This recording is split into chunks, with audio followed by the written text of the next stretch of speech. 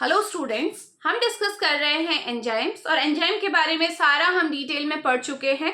अब कुछ important topic रह गए हैं, वो हम डिस्कस कर रहे हैं। तो सबसे पहला हमारा जो टॉपिक आता है वो है गिब्स फ्री एनर्जी, ठीक है, जिसे हम क्या बोलते हैं, एक्टिवेशन एनर्जी भी बोलते हैं। तो आज हम ये समझेंगे कि ये है क्या, ठीक है। तो चलिए इसे समझने की कोशिश करते हैं। तो ध्यान में क्या रखेंगे कि जब भी कोई रिएक्शन होती है, रिएक्शन होने का मतलब कोई मॉलिक्यूल आपस में मिल रहे हैं और फाइनल प्रोडक्ट बन रहा है, ये पूरी रिएक्शन है, ठीक है।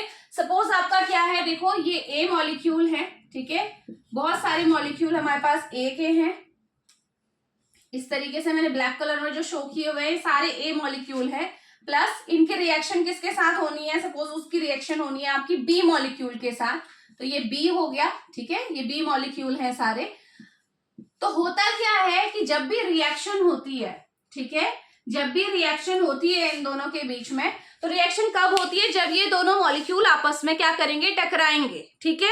लेकिन ध्यान में रखेंगे कि ये सारे मॉलिक्यूल एक दूसरे से नहीं टकराते हैं। क्यों? क्योंकि इन मॉलिक्यूल्स में एक मिनिमम काइनेटिक एनर्जी का होना जरूरी है, जो कि नहीं होता है। तो अगर इतने मॉलिक्यूल आपको दिख रहे हैं तो इसमें से कुछ ही मॉलिक्यूल्स होंगे जो आपस में टकराएंगे। और आपको पता है जब टकराएंगे यानी कि आपका क्या हुआ, देखो ये ए है, ठीक है, ये ए मॉलिक्यूल है और ये बी है। तो यानी कि देखो बहुत कम है बी मॉलिक्यूल जो क्या किए, जिन्होंने क्या बनाया, ए के साथ कॉम्प्लेक्स बनाया, ठीक है। ये देखो कॉम्प्लेक्स बहुत कम ने बनाया, बाकी अपने इंडिविजुअल अलग अलग हैं। तो इसका मतलब जो भी आपका ये कोलिजन हो रहा है, तो कोलिजन के लिए यानी कि टकराने के लिए एक मिनिमम काइनेटिक एनर्जी की जरूरत होती है, ठीक हो गया। तो वो जिन मॉलिक्यूल्स में होगी वो आपस में कोलाइड करेंगे, पहला बात, ठीक है, इतना समझ में आया। तो अब क्या होगा, जो मॉलिक्यूल आपस में टकराए होंगे केवल वही मॉलिक्यूल हमारा क्या करेंगे, उन्हीं मॉलिक्यूल्स के थ्रू हमारा क्या बनेगा। सपोज इस डायग्राम के थ्रू तीन मॉलिक्यूल आपको ऐसे दिख रहे हैं, तीन जगह पे कॉम्प्लेक्स बना है, तो यही मॉलिक्यूल हमारे क्या बनाएंगे, प्रोडक्ट बनाएंगे। और आपका इतना आपको समझ में आ गया, ठीक हो गया। अब देखो क्या होता है, अब अगर आप टोटल ओवरऑल अगर आप एनर्जी को देखोगे तो आपको ये दिखाई देगा कि जो एनर्जी है ना, टोटल एनर्जी जो रिएक्टेंट की है, ए की एनर्जी प्लस रिएक्टेंट बी की एनर्जी, इन दोनों को मिलाकर अगर आप देखोगे तो आपको ये दिखेगा कि जो फाइनल हमारा जो एक कॉम्प्लेक्स बना है ना, इसकी एनर्जी इन दोनों की एनर्जी से ज्यादा है, ठीक है। इन दोनों रिएक्टेंट की जो एनर्जी है वो जो कॉम्प्लेक्स बना है उसकी एनर्जी से कम है। इसका मतलब कहीं ना कहीं बाहर से एनर्जी एंटर कर रही है, ठीक है। तो हम क्या बोलेंगे कि जो हमारी रिएक्टेंट है, रिएक्टेंट कौन है, ए और बी, तो रिएक्टेंट की जो एनर्जी है वो क्या है, अगेन वो क्या है हमारी, लेस है than the intermediate, than the energy of intermediate product, ठीक है। जो हमारा इंटरमीडिएट प्रोडक्ट है, अगर आप देखो तो एनर्जी में आपको वेरिएशन दिखाई दे रहा है। तो इसका मतलब यहां से क्लियरली पता लग रहा है कि कहीं ना कहीं बाहर से कोई एनर्जी आ रही है ना, कम हो रही है। इसका मतलब नहीं तो होना क्या चाहिए था, इन दोनों की एनर्जी मिला के जो होती है वही एनर्जी यहाँ पे होनी चाहिए थी, लेकिन ऐसा नहीं है, यहाँ पे एनर्जी ज्यादा है। इसका मतलब बाहर से कोई एनर्जी आ रही है, और ये जो बाहर से एनर्जी आ रही है इसी को हम क्या बोलते हैं, गिब्स फ्री एनर्जी बोलते हैं या फिर एक्टिवेशन एनर्जी बोलते हैं। इतना समझ में आया। अब हम क्या बोलते हैं, क्या कहते हैं कि एंजाइम्स क्या करते हैं। अब एंजाइम का रोल आ गया, हम क्या बोलते हैं, एंजाइम्स क्या करते हैं कि जो ये एक्टिवेशन एनर्जी है यानी कि ये जो गिब्स फ्री एनर्जी है इसको क्या कर देते हैं, कम कर देते हैं, है ना। तो इसको कम करने से क्या होगा, अब इस चीज को समझेंगे हम किससे, ग्राफ प्लॉट करके देखते हैं, ठीक है। तो देखो सपोज ये ग्राफ है, हम क्या बोल रहे हैं कि जैसे जैसे हम क्या कर रहे हैं, इस चीज को समझेंगे, जैसे जैसे सबस्ट्रेट की कंसंट्रेशन बढ़ रही है तो इस तरीके से आपका क्या होगा, कॉम्प्लेक्स बनेगा, ठीक है। पहले इसको मैं आपको बताती हूँ किस तरीके से ये होगा, है ना। चलिए ये मैंने ऊपर बना दिया, इसे थोड़ा नीचे हमें ड्रॉ करना चाहिए था। 1 मिनट,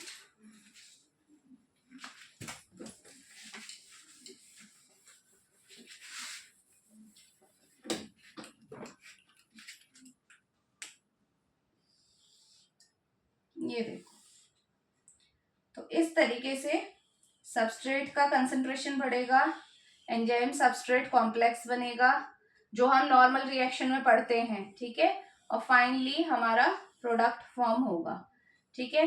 ये एक केस है जब एंजाइम है, और अगर एंजाइम नहीं होते तो तब भी हमारा क्या होता, ठीक है, सबस्ट्रेट की कंसंट्रेशन ज्यादा, हमें एनर्जी की जरूरत पड़ रही है, लेकिन रिजल्टेंट इफेक्ट यही है, प्रोडक्ट फॉर्म होगा। तो लास्ट में ये जो दिख रहा है ना, ये प्रोडक्ट को दिखा रहा है, ठीक है, प्रोडक्ट फॉर्म होने को। यानी कि देखो ये जो ग्राफ बना है ये क्या है, सबस्ट्रेट कंसंट्रेशन, ठीक है, सबस्ट्रेट मतलब ये दोनों सबस्ट्रेट ही हैं, ठीक है, और ये क्या है हमारा, ये हो गई हमारी एनर्जी, ठीक है। तो देखो नॉर्मल केस में ये जो है आपका, ये नॉर्मल केस की बात हो रही है, यानी कि विदाउट एंजाइम हम डिस्कस कर रहे हैं। तो जब एंजाइम नहीं होता तो रिएक्शन क्या होती है, एंजाइम नहीं होता है तो देखो कितनी ज्यादा एनर्जी की जरूरत पड़ रही है। इसे यहां से इस तरीके से करके देख लो, ये है, देखो इतनी एनर्जी हमें चाहिए हो रही है, इतनी एनर्जी हमें चाहिए फाइनल प्रोडक्ट को बनाने के लिए। जबकि अगर अब ये वाला केस लेके चलो, सेकेंड वाली जो लाइन है ये हमारी एंजाइम की प्रेजेंस में हो रही है, तो यहाँ पे देखो सबस्ट्रेट की कंसंट्रेशन बढ़ रही है, ठीक है, बढ़ रही है, लेकिन कुछ ही टाइम बाद थोड़ा ही कंसंट्रेशन बढ़ी थी, यानी कि एक्टिवेशन एनर्जी बस इतनी सी जरूरत थी। एनर्जी कितनी चाहिए, बस इतनी चाहिए, ठीक है। इसे पीछे बैक एक्स्ट्रापोलेट करोगे, ये एनर्जी इसकी रिक्वायरमेंट है, और इसे करो, देखो कितना डिफरेंस है, ठीक है, दोनों की एनर्जी रिक्वायरमेंट में। जब एंजाइम है तो क्या हो रहा है, सबस्ट्रेट की कंसंट्रेशन यहीं पहुंची थी और एकदम से हमारा क्या हुआ, ये बन गया एंजाइम सबस्ट्रेट कॉम्प्लेक्स बन गया।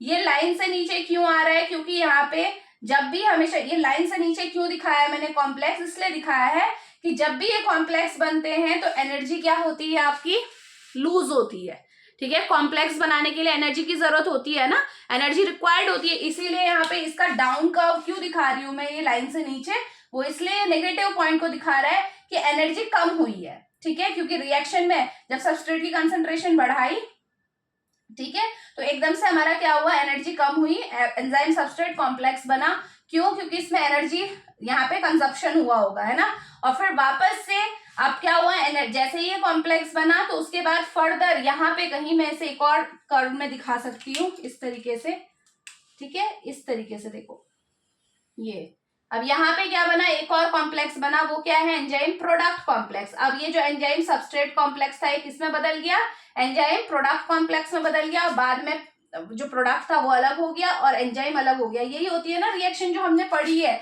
इसको तो बताने की जरूरत नहीं है ना। हम क्या बोलते हैं, एंजाइम सबस्ट्रेट के साथ कॉम्प्लेक्स बनाएगा, सबसे पहले एंजाइम सबस्ट्रेट कॉम्प्लेक्स बनेगा, फिर उसके बाद नेक्स्ट स्टेप में क्या होगा, नेक्स्ट स्टेप में ये होगा कि अगर इसे अलग तरीके से दिखाना है तो उसे हम ऐसे दिखा सकते हैं, एक और रिएक्शन बढ़ा के, कि जो एंजाइम है जब इसके साथ कॉम्प्लेक्स बनाएगा तो ये सबस्ट्रेट प्रोडक्ट में बदल जाएगा, अभी लेकिन एंजाइम अलग नहीं हुआ है, और इसके बाद क्या होगा, नेक्स्ट स्टेप में एंजाइम अलग हो जाएगा और प्रोडक्ट अलग हो जाएगा। यही होती है ओवरऑल रिएक्शन, जो काइनेटिक रिएक्शन हमने पढ़ी हुई है।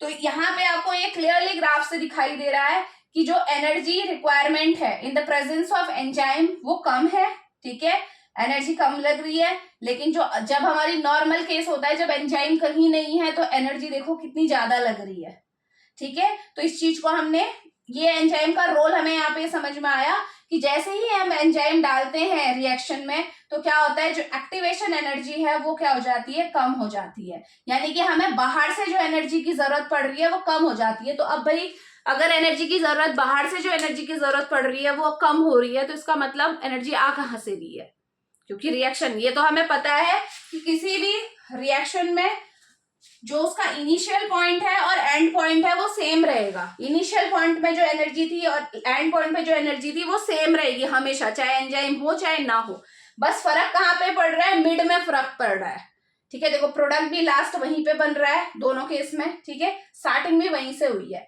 तो अब क्या हुआ, ऐसा चेंज क्या हुआ, तो सिंपल सी बात ध्यान में रखेंगे कि जो एंजाइम होते हैं वो क्या करते हैं, इन मॉलिक्यूल्स के नंबर को बढ़ा देते हैं जो आपस में कोलाइड कर रहे हैं। अभी केस क्या था कि मॉलिक्यूल, कुछ ही मॉलिक्यूल थे जो आपस में कोलाइड कर रहे थे, क्योंकि उनकी काइनेटिक एनर्जी, औरों की काइनेटिक एनर्जी कम थी, तो जो मॉलिक्यूल कोलाइड कर रहे थे वही फाइनल प्रोडक्ट बना पा रहे थे।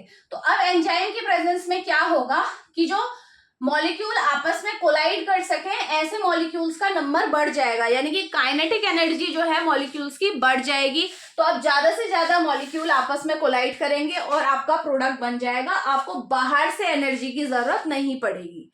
यानी कि यहाँ पे एनर्जी की जरूरत बाहर से कब पड़ रही थी, जब हम कह रहे थे कि रिएक्टेंट की एनर्जी क्या है, कम है, और जो फाइनल हमारा प्रोडक्ट बन रहा है या इंटरमीडिएट जो प्रोडक्ट बन रहा है उसकी एनर्जी ज्यादा है। तो हमने कहा कि भाई ऐसा केस तो हो नहीं सकता, इसका मतलब बाहर से कोई एनर्जी आ रही है।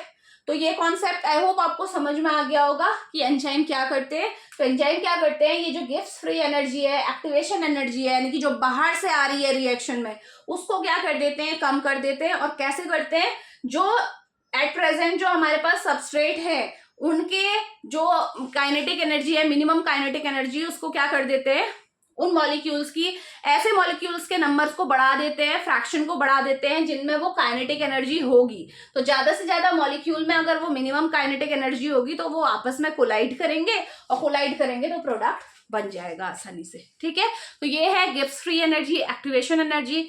बहुत छोटा सा टॉपिक है लेकिन बहुत इंपॉर्टेंट टॉपिक है। इससे रिलेटेड क्वेश्चंस आपके कॉम्पिटिटिव एग्जाम्स में पूछे जाते हैं। ठीक है, तो मिलते हैं नेक्स्ट लेक्चर में, डिस्कस करेंगे और हमारे इंपॉर्टेंट टॉपिक जो एंजाइम से रिलेटेड ही हैं, शॉर्ट है लेकिन इंपॉर्टेंट है। ठीक है, थैंक यू।